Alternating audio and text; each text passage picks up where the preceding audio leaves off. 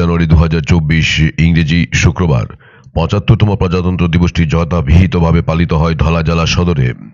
এদিকে আমবাসা বিভাগীয় ঠিকাদার সংস্থার পক্ষে জাতীয় পতাকা উত্তোলন সহ ধলাজেলা হাসপাতালের প্রায় ৮০ জন রোগীর মধ্যে ফল মিষ্টি বিতরণ করা হয়।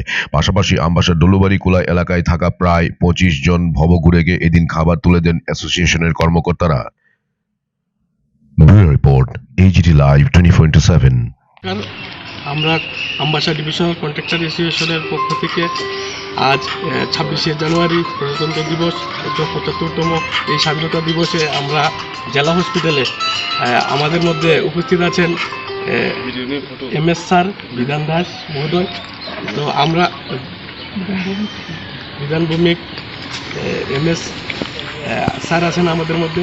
আমরা এই জেলা হসপিটালে আজ দুস্থ রোগীদের মধ্যে অল্প ফল আর মিষ্টি বিতরণ করব।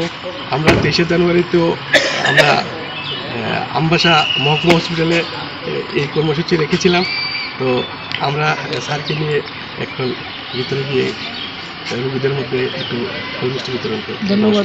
আজকে 75th রিপাবলিক ডে উপলক্ষে আপনারা যে ডেকে নিয়েছেন তার জন্য আমি আপনাদের সকলকে ধন্যবাদ জ্ঞাপন করছি এবং এখানে যারা উপস্থিত আছেন সবাইকে আজকে এই দিনটিতে আমি আমার হাসপাতালের তরফ থেকে আপনাদেরকে আবারও শুভেচ্ছা জ্ঞাপন করছি এবং এই এই দিনটি আমাদের জীবনে খুবই গুরুত্বপূর্ণ, কারণ আমরা স্বাধীনতা পেয়েছি 1947 সালে, কিন্তু আমাদের যে কতগুলো আইন কানুন মেনে চলতে হয় সেগুলোর জন্য আমরা এই দিনটিকে বেছে নিয়েছিলাম।